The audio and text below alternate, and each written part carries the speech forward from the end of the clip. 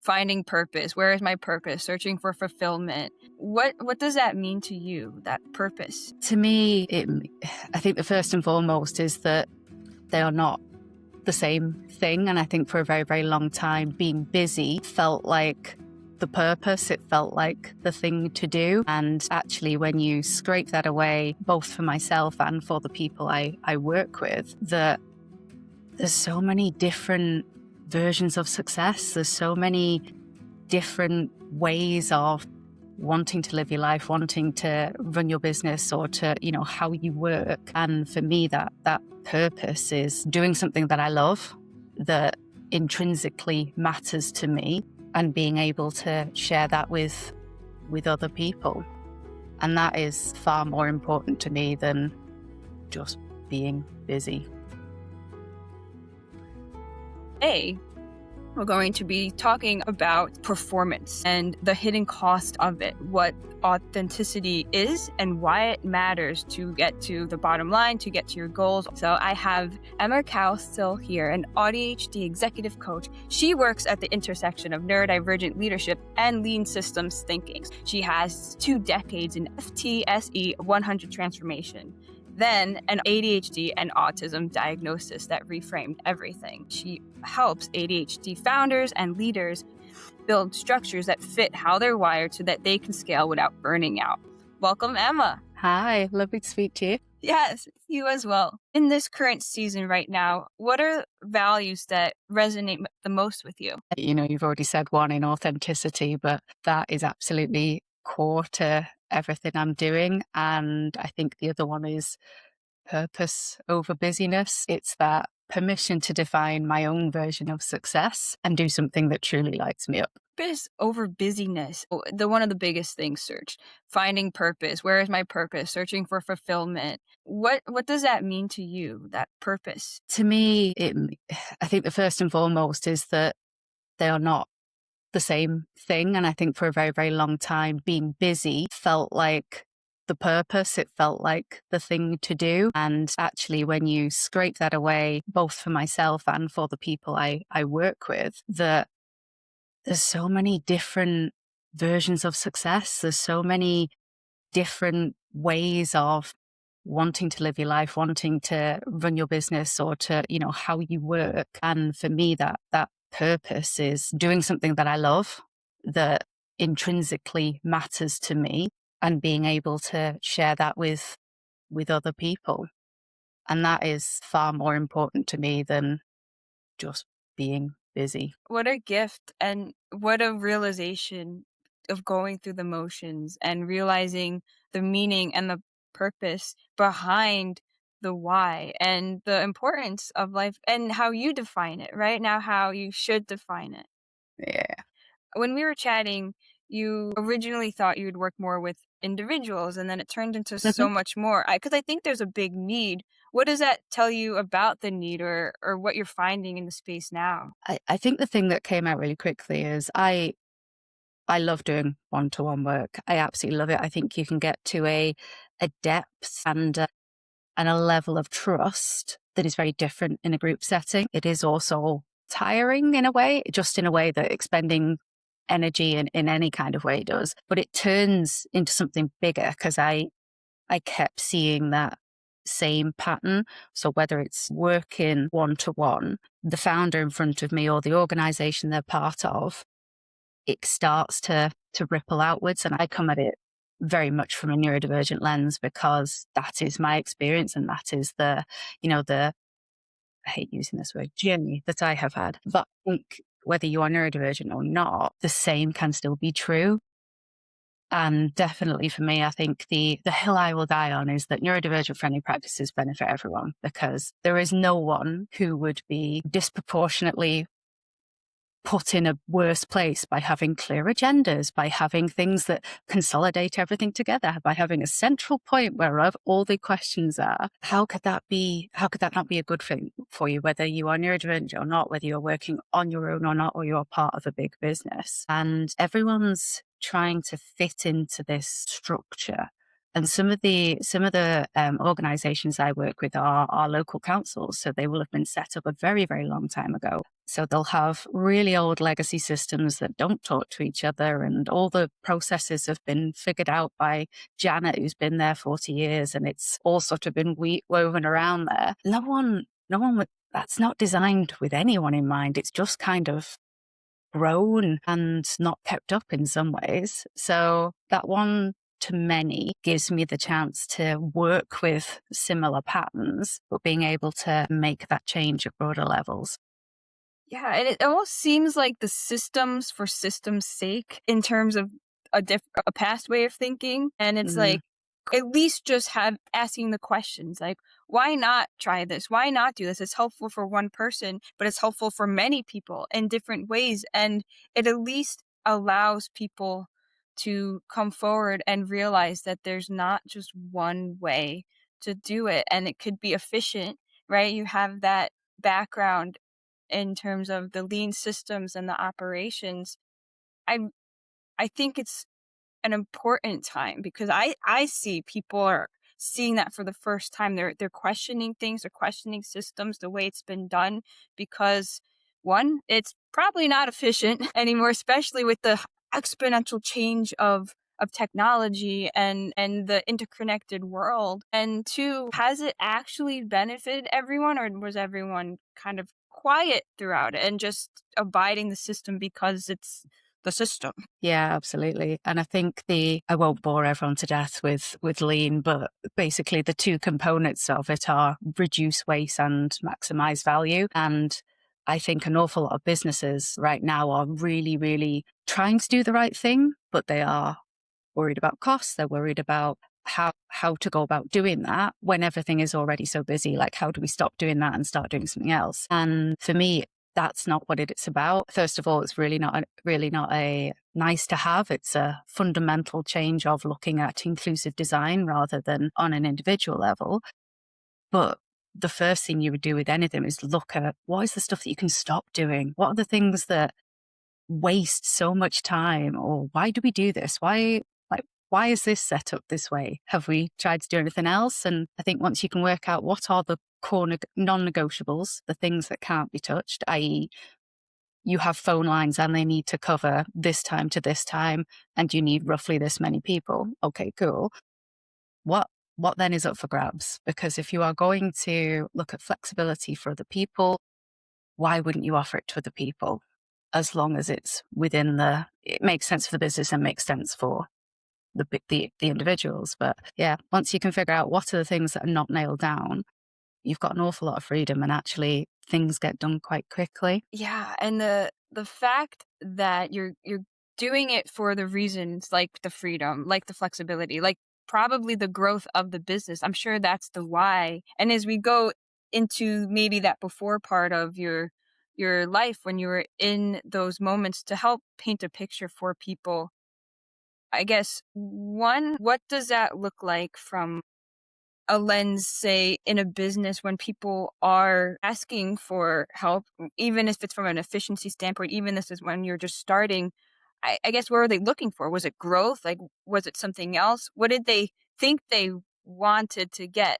And I'm sure there's or other benefits that came from it. For businesses, when I've gone in to see them. Yeah. I mean, fundamentally, it's the first thing that comes up is people are scared of saying the wrong thing. And that's everyone in the business, particularly first line managers. And I have done the job of a first line manager. And it is truly the gift that keeps on giving. It's not just managing the team. It's you become people's therapist. It's the meta job that gets stuck on top of it that no one ever understands. That's what they're going to be doing when they first become a manager. But they are put in such a pressing position because they are then that line between the frontline team members and usually the rest of the business. So it can be quite a sharp edge, and people really don't want to get it wrong. They don't want to upset people. They also don't want to feel like they're being taken advantage of. So they can feel quite vulnerable. And I think one of the first things I do is look at how do we support those managers and really get them confident that they don't need to know all the answers. They absolutely don't.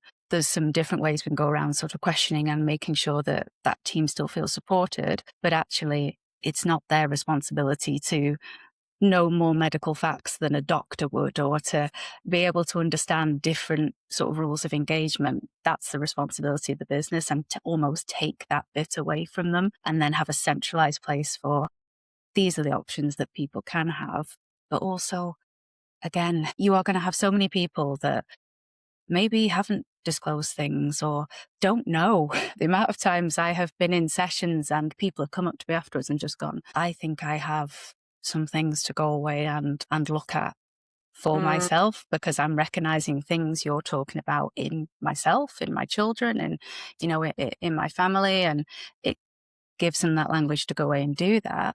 But it's if you are coming to diagnosis late in life, you are already coming in with the, how did this get missed for decades? Like, what if I'd known about this sooner? And all of that relief in the grief. That's a lot of big questions. So for people to then go, tell us what you need, you're like, I'm still figuring that out myself. Like, I don't have a Scooby-Doo. What have you got? Yeah. And it's such a big sort of thing. And then the flip side of that is businesses going, well, what if people want this? What if people want to work remotely all the time? What if people want to do split shifts? What if they, and all of these questions start to pile up. And that for me is the point where you go, what if we did?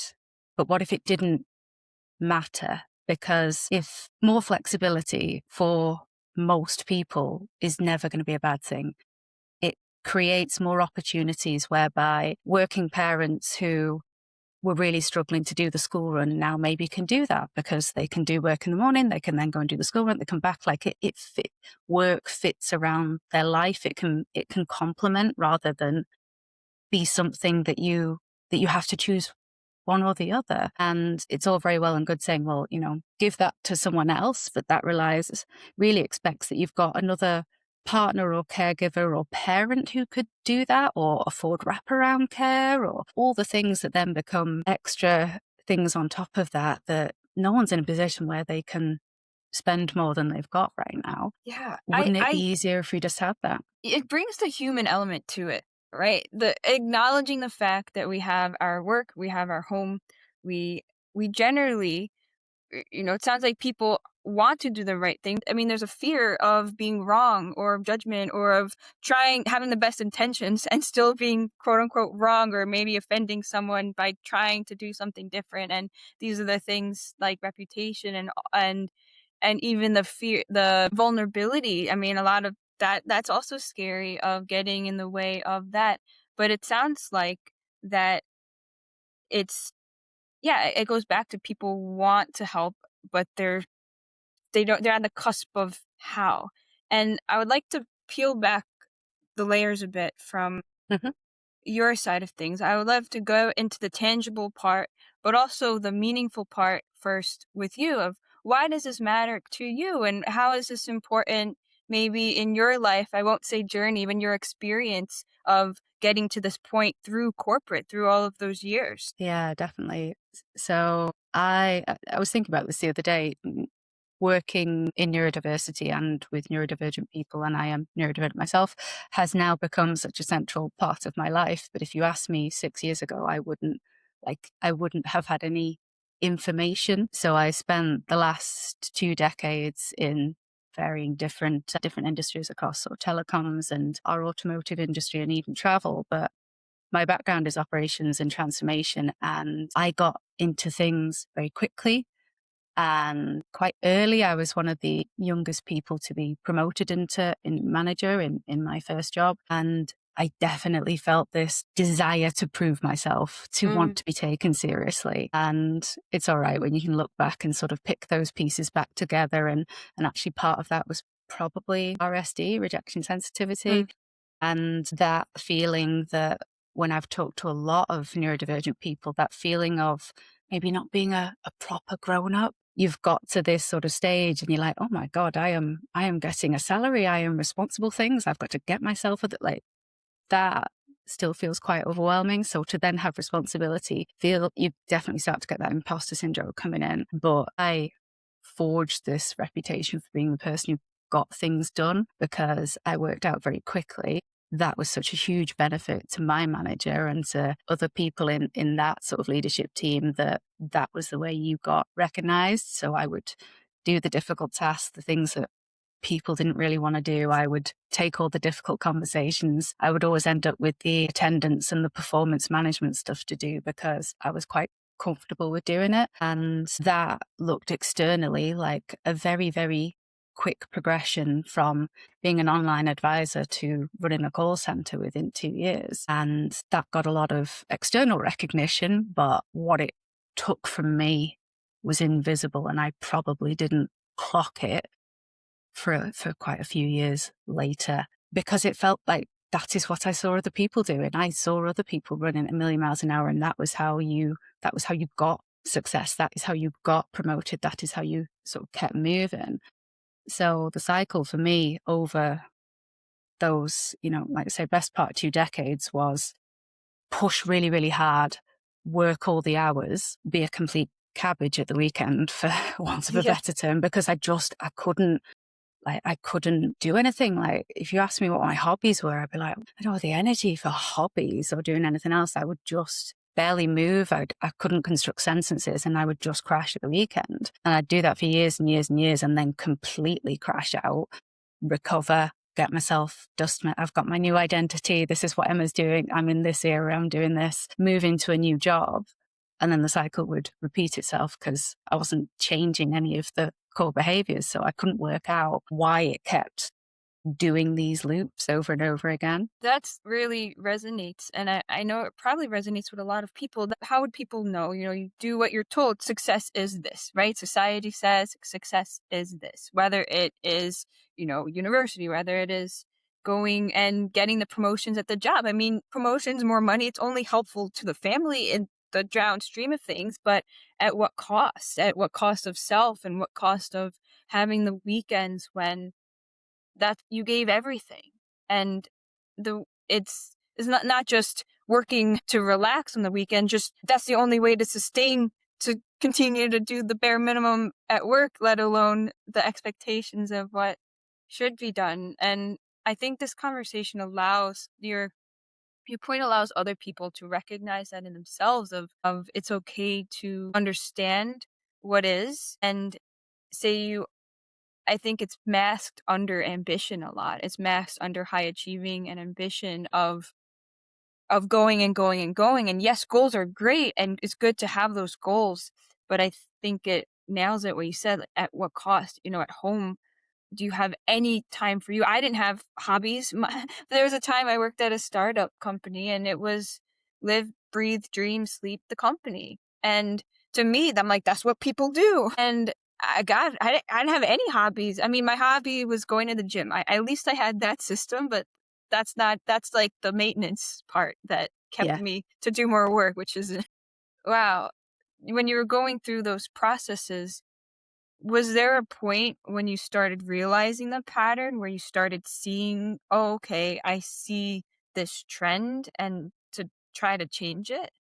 There was, but I think certainly early on, I could only see that the only problem was me. I needed to try harder, push more, be more organized, but also be more present at home, because the cost to the relationships in my life of friends and family was huge. But also, I think you said yourself about that cost of self, starting to clock that actually having to maintain 2 versions of yourself is knackering, because you've got that sort of orchestrated, high perform, direct perfectionist that I think, I can't remember, it's Brene Brown who talks about that sort of, I think it's an advert in the States for deodorant for women that said you do all this but never let them see you sweat, and that it did more for making you feel worthless than anything else. But be completely bulletproof, because you can't show emotion. You can't get too close to people in work, because you've got to be this very, very polished version.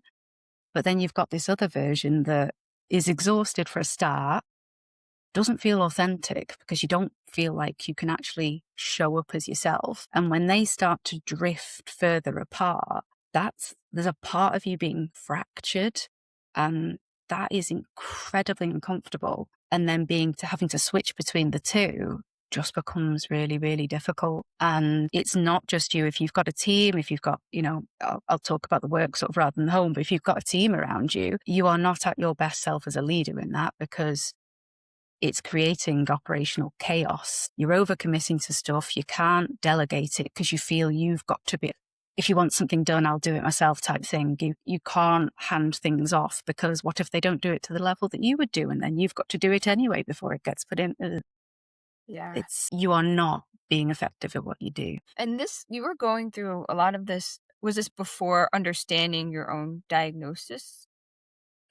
So can you help listeners with that? This was very resonating with me very much, because I blamed me for a lot of things that I didn't know the whole scope of things. RSD, you mentioned. I think for people listening, do you mind explaining from maybe a neurodivergent lens or from your lens what those pieces were that you were going through and what it felt like before even knowing that there's this whole other lens to it that could explain things, but at that time you're just trying to do your best and you're trying to tweak things and be,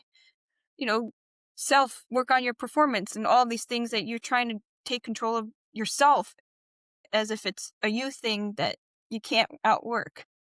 Yeah. And it's funny enough that you definitely get to a point where the things that used to be able to power through just can't do it. And quite often that's your body saying no. It's your relationship saying no, because people don't understand how you're behaving and you don't have the language to explain it to yourself, let alone to someone else. That's very, very difficult to do. But when you start to get those answers, and I can remember it was lockdown, and lockdown gave us all way too much headspace, and like the amount of sort of things that you started picking about. And still, I think a lot of people's experience of lockdown was very different. Some people stopped work completely. Some work got more full on. And I remember there was a group journaling task that people were running on LinkedIn, where you dialed into a Zoom call and it was muted and you were doing some prompts. And I thought, oh, cool. Like, this is a nice, good routine. It's the same time every morning. And one of the prompts was, what emotion are you sitting with right now? And I don't know if it was just, lockdown had been going on for a while by that point. So this is not it's over in 4 weeks. Like, we were in good 6 months by then, and everything felt very bleak. I don't know if it was that or I was tired, but I can remember looking at that page and just bursting into tears, because I couldn't think of a single thing that would explain my emotions, and I just couldn't put a word to it at all. So obviously what I did was Google it, because Google would know what I'm thinking and feeling. Yeah, of course. And then the first thing that came up was an autism quiz. So I was like, oh, okay, right. I'll bite. So I went into that, and ding, ding, ding, came out with a very, very high score. And I can remember sending a screenshot of it to my friend, and she was like, oh, don't worry, mate. Like, anyone could do that. Like, the questions are weird and what have you. I definitely think she's on the spectrum. But it started to really niggle away at me and start making me ask questions that were just like, because at that point, I had no concept that women could be autistic.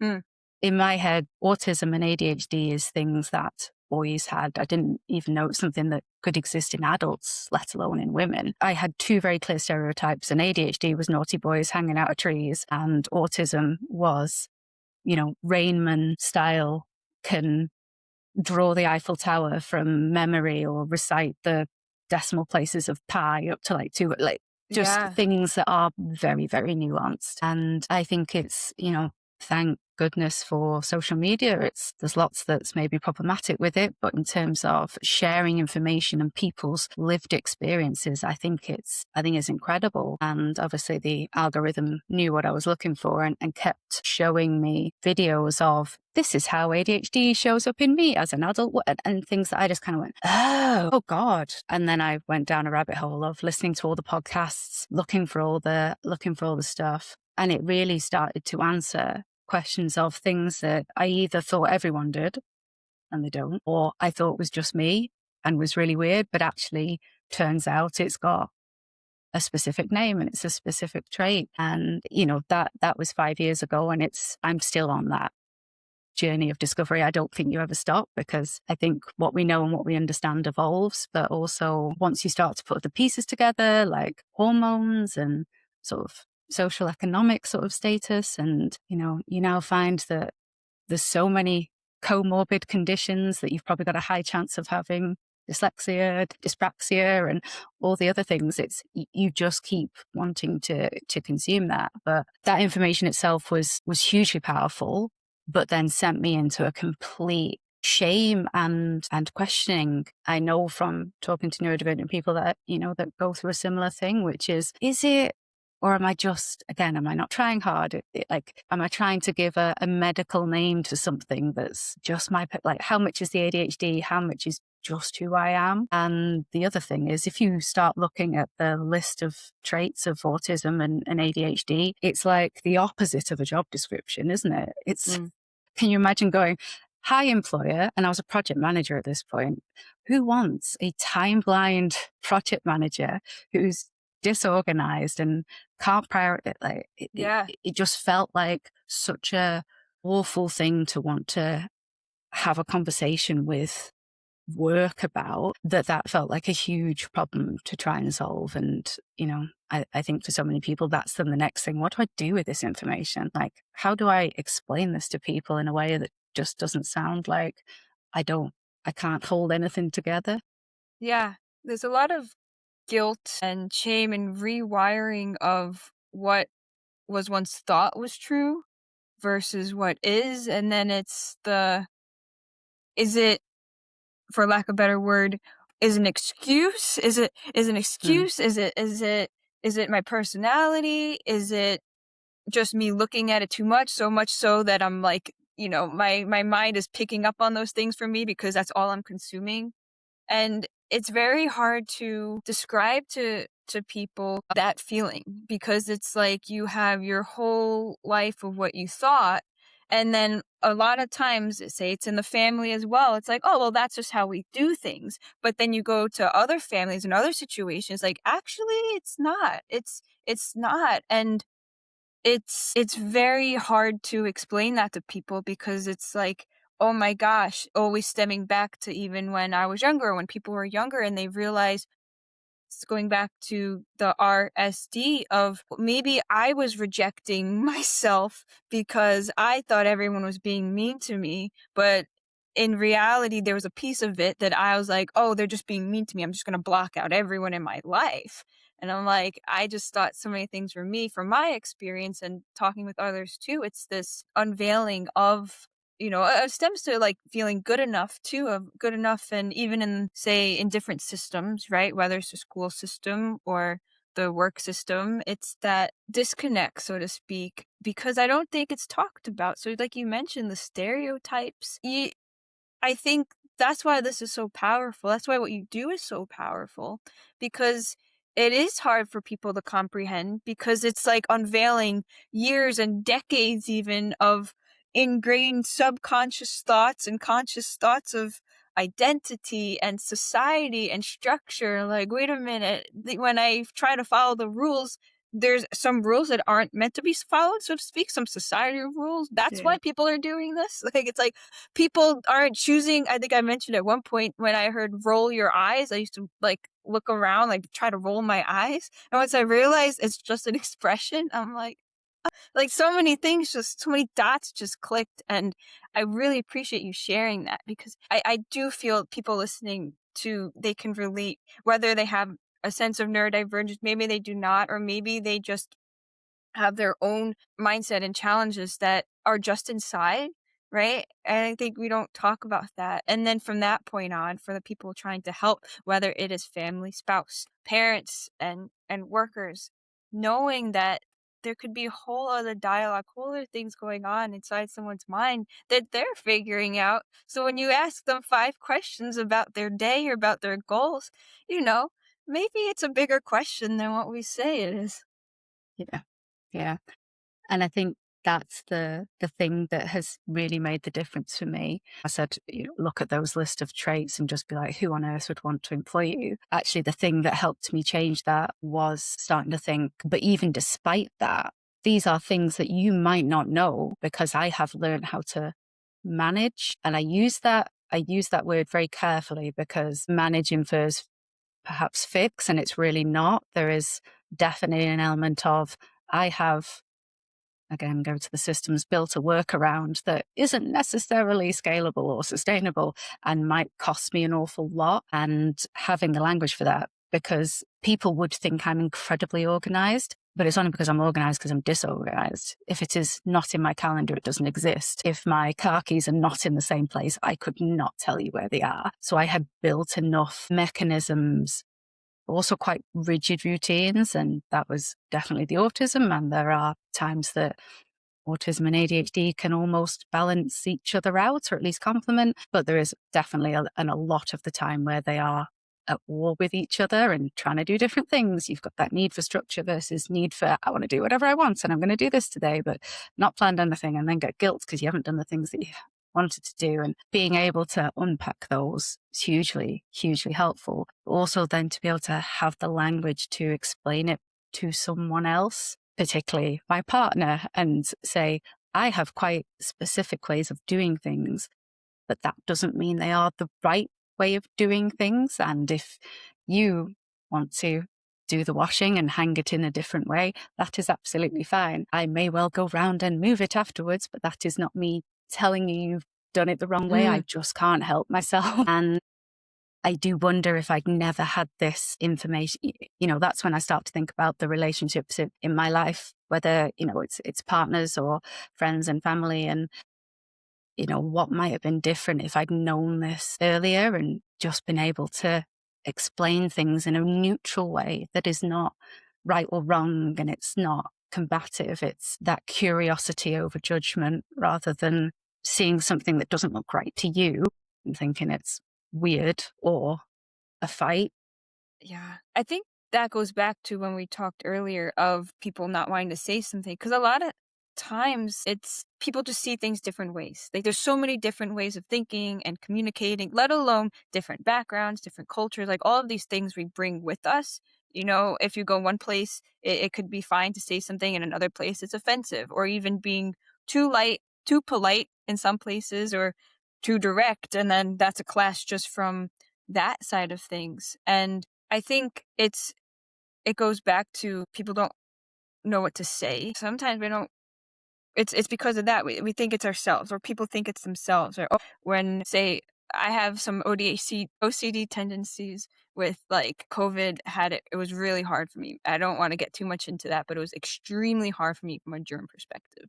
So I would do certain things, and then my husband would do certain things, and I'd be having internal, like, challenges, and challenges is an understatement of some things. And then people would think that certain things are their fault. I'm like, no, it's not you. Like, I'm figuring this stuff on my own.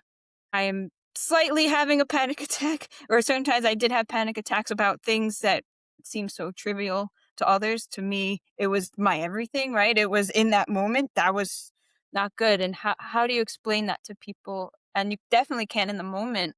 But I think it's that, I'm reflecting it now, I think it's that, like, release of pressure and release of who's right or wrong, because it's just different ways of thinking, and it allows people not to blame themselves, frankly. It allows partners, it allows organization, it allows us not to blame it, but let's at least address it for what is. So at least we could be honest with each other that one's not right or wrong, but we can at least acknowledge where we are now.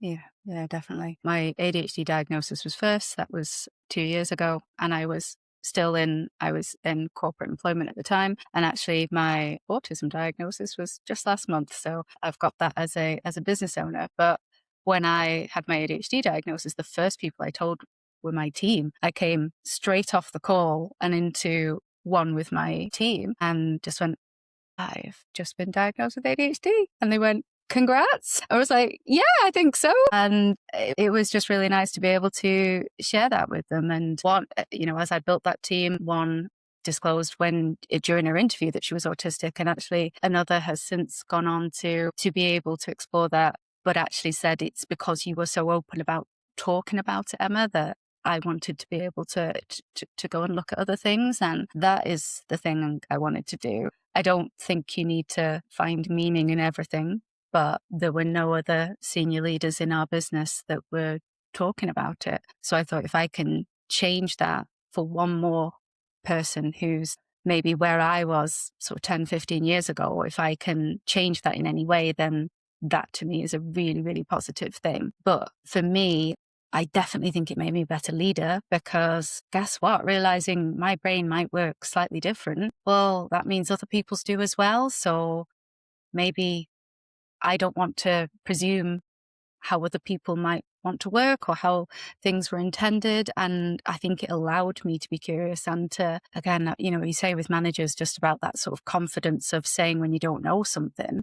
I think that does become eventually when you realize you don't need to have all the answers, and you recruit people that do have the things that you don't, and that's how you get a great team. But I found myself really comfortable with saying, I don't know how to do this, or I might be asking this in the wrong way. So I am open to you telling me this is not okay. But it was a really great period of discovery, because I think by the end I realized most of us were neurodivergent in some way, shape or form. But what a brilliant thing to be able to say to a team when we're planning work and go, what do we need to consider when we know we're going to overcommit to stuff? Okay, we need to take that off. Right, okay. And what else are we committing to doing? We're going to make sure that we don't prioritize other people's stuff over, and how we're going to do it. It just allowed sort of really good, strong dialogue around the things that you might not necessarily admit, if that makes sense.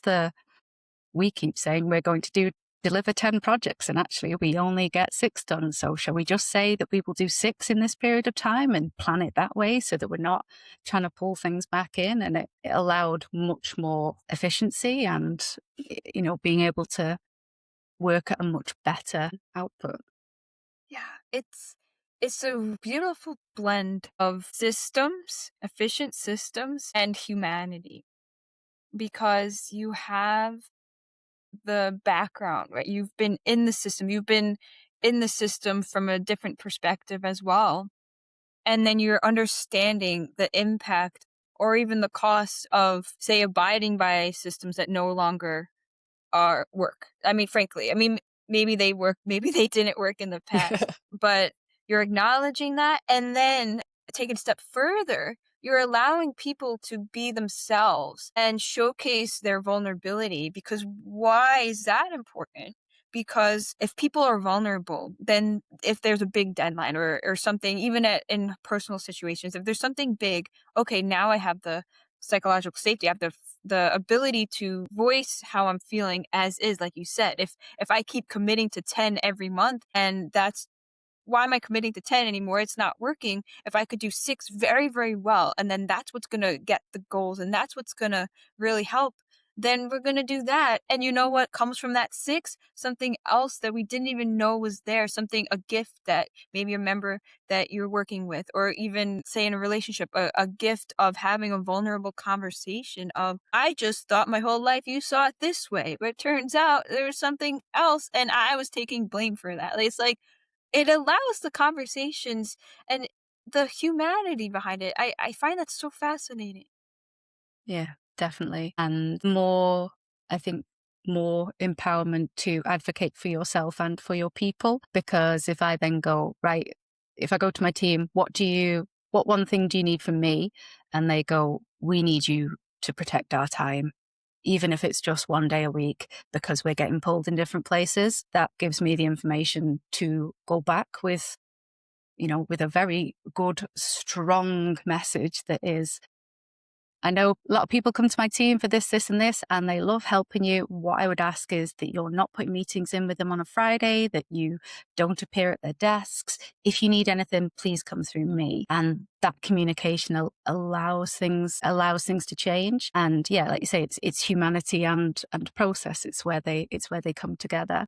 But it also means that, and I was thinking about this the other day, I would have previously, if something was unclear, I would have spent ages trying to fill in the gaps. If someone says, could you look at this before this session? I'm like, do you want me to have answers for things? Do you want me to have created a proposal around it? Do you want my critique on it? Like, what do you want me to do with that? But I would just go away and do all of those things. I would fill in all these imaginary gaps. And I then became much more comfortable in going, my brain does really well when it's got absolute clarity. So I'm probably going to ask some maybe frustrating questions here, but could you help me with this, this, and this? And I never once got anyone going, that's ridiculous. Why on earth would you need that? They were like, absolutely happy to.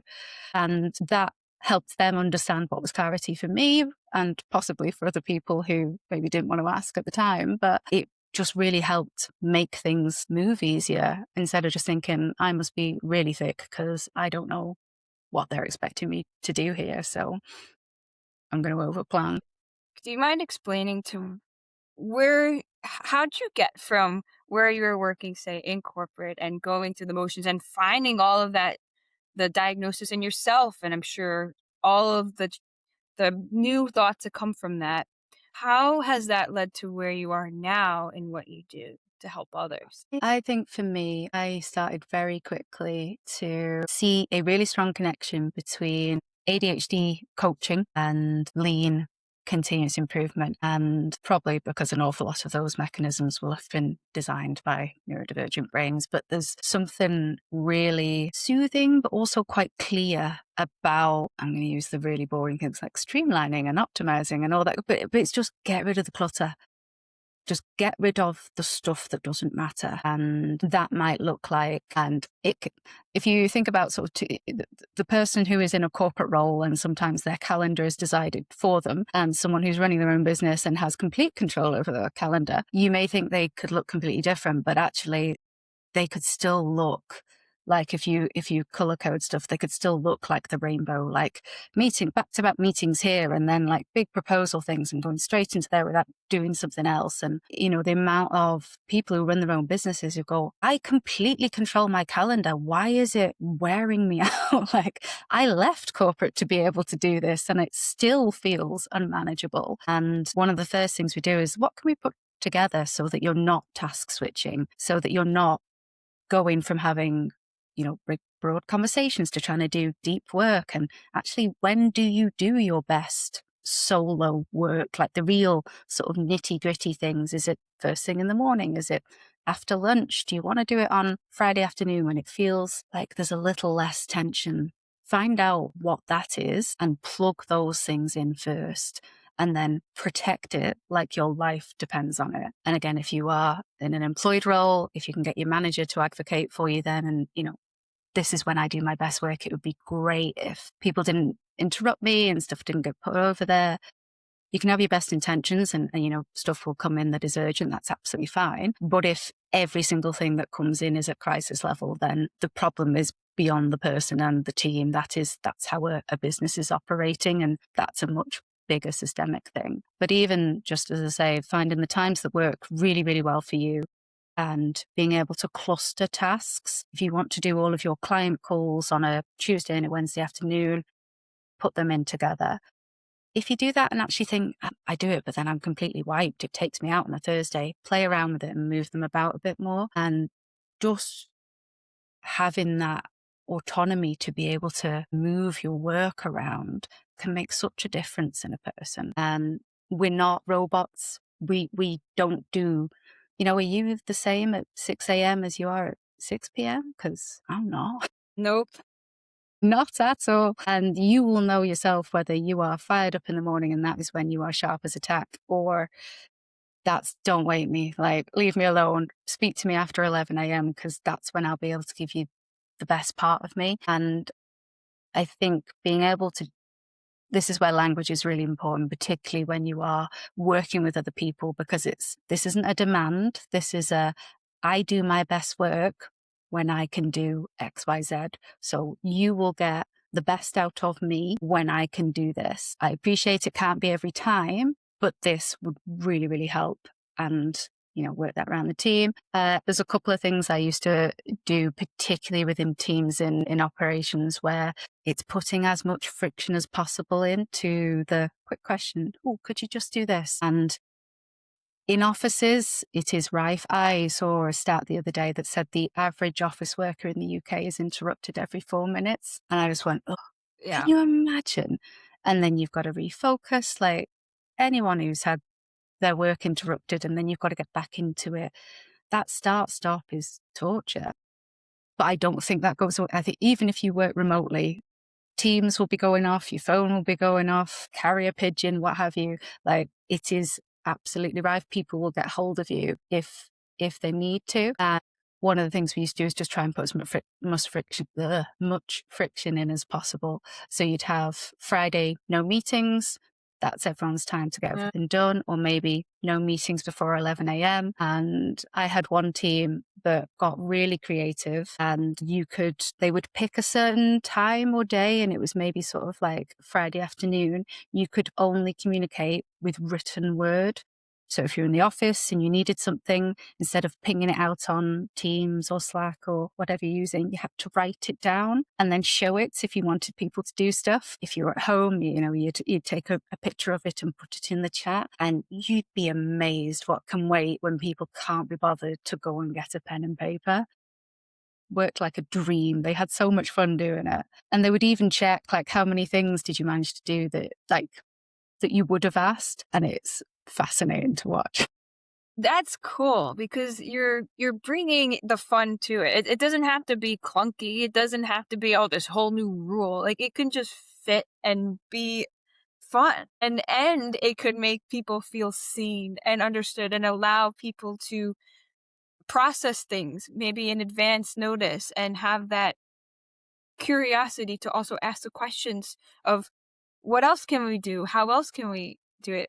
What I'm seeing as themes is the curiosity, having the vulnerability. So whether that's in leadership or the space for that vulnerability within people, and even in personal lives, having that vulnerability and going into it with that curiosity of, just because we're having the question to make things more efficient, to tweak things, to improve things, doesn't mean that it's a personal attack. It doesn't mean that if we can let go of that, and as harder, easier said than done, but letting our egos go, especially as leaders, right? Like letting ourselves be in our mind as our mind and be open to, wow, okay, this person sees it this way.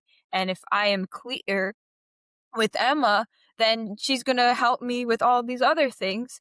And it's going to be that much more seamless, so that in other ways, we don't have to have as many meetings and we don't have to have as many follow up because I was clear and I got clear results back. So I take out all of those extra steps, and now we both can go home on the dot with a clear head.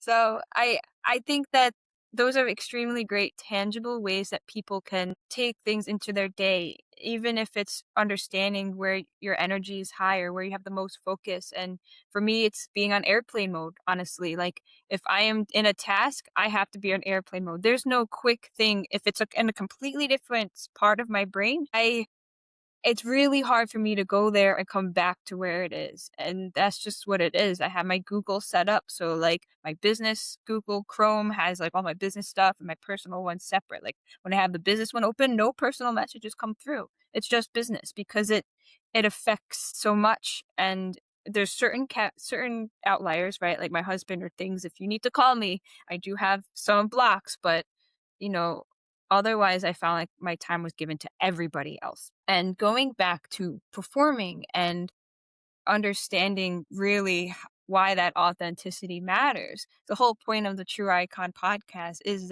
authenticity. I found that if we talk about stuff that we're thinking in our mind, or we question things just for what they are, it allows us to be more of ourselves and just be ourselves. And then we can all be ourselves, and it's more light and free. So how would you right now, how do you stay true to yourself, even maybe when the pressure to perform might sneak in? One of the biggest things that I have found, and I think it took me a while to get this, but I'm autistic and ADHD, and I work with people who are as well. And it took me probably a couple of months to just sort of go, I am still autistic and ADHD. And just because I work with people who are and I can help them, that doesn't take away my neurodivergence. And I don't need to be fixed. I don't need to be perfect, because it's a state that I'm never going to achieve anyway.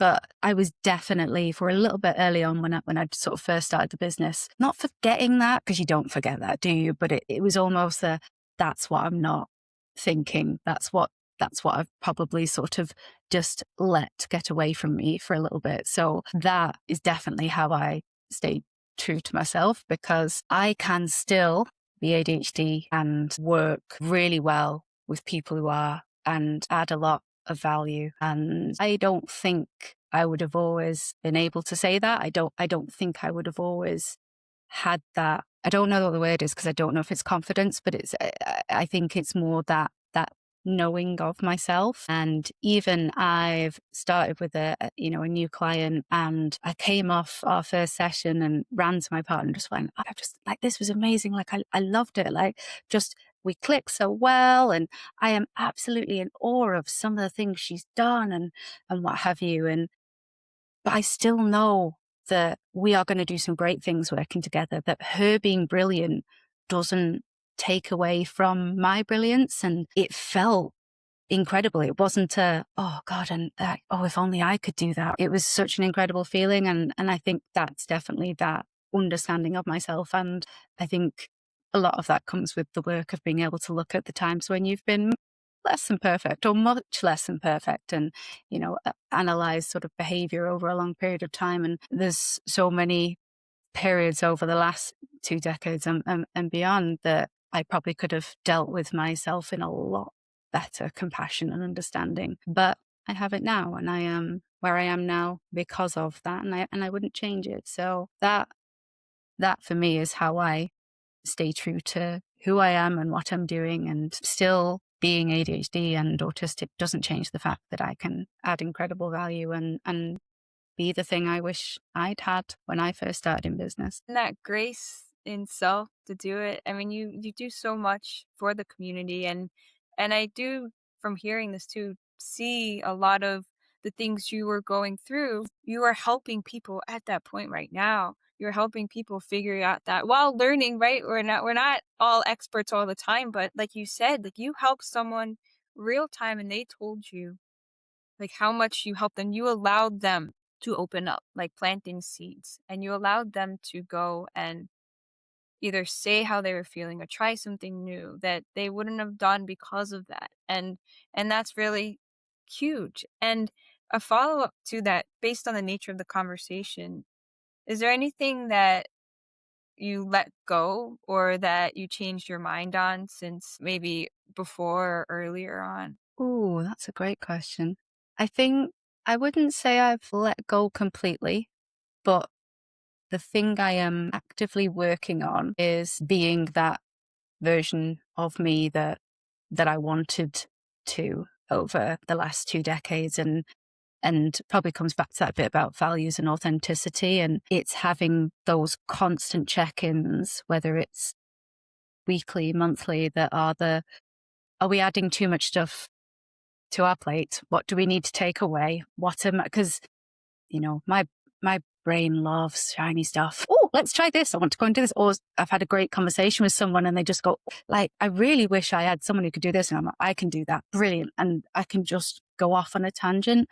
And sometimes that is how the magic happens. Like, absolutely not saying switch that off, but your time is finite. Your energy is finite. And if you are adding something, what are you taking away? It's not something I would say I've completely let go of. It's a very active, deliberate act for me at the moment, because it's so easy when you have worked in a certain way for so long to almost default to that and almost defer this version of what you want.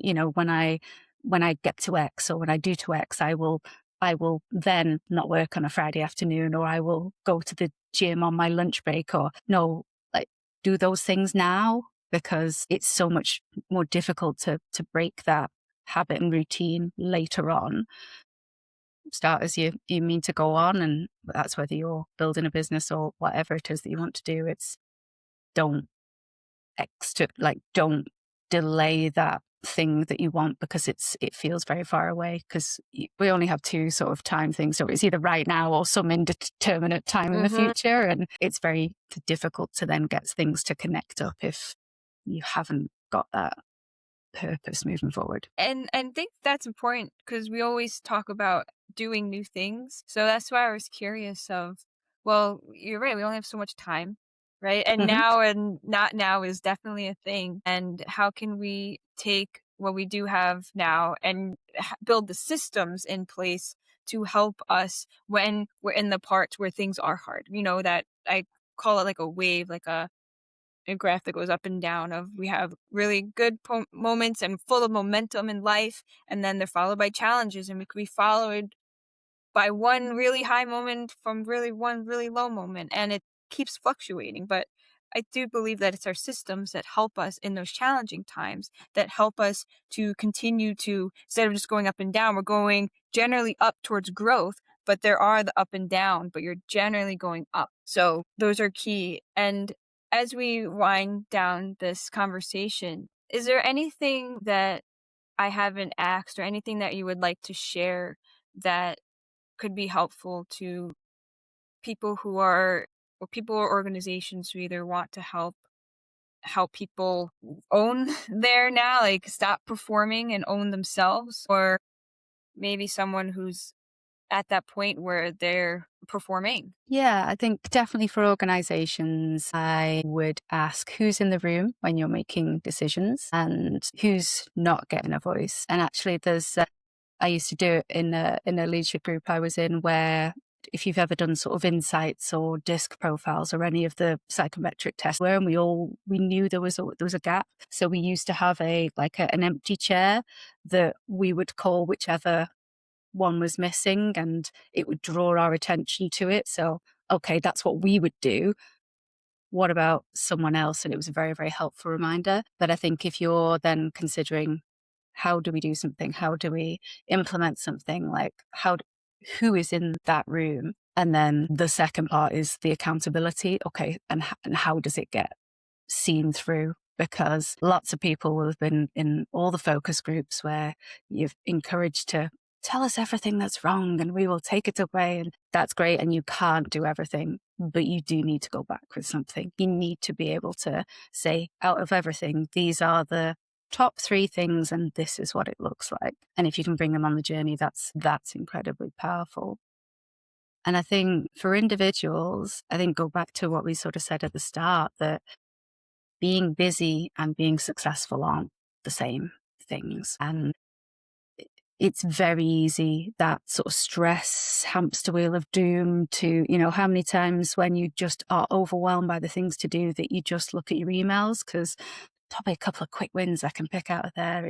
It feels like that productivity that is actually doing nothing. They're very, very different. And yeah, you will drive yourself bananas doing it, I think, if you don't sort of give yourself that space to come out of it. Emma, it's been such a treat having this conversation. And for those listening, if you had some sense of curiosity, or it allows a space for you to be more vulnerable, allow other people to be more vulnerable, so that we can think about the busyness that we're in and look at that purpose or the reasons why we do things. I invite you to think about that from a deeper level. And if this resonated with you, I invite you to share it with others or save it for yourself to go back to some of the tips and insights that Emma shared with us today. So thanks so much, Emma. Thank you.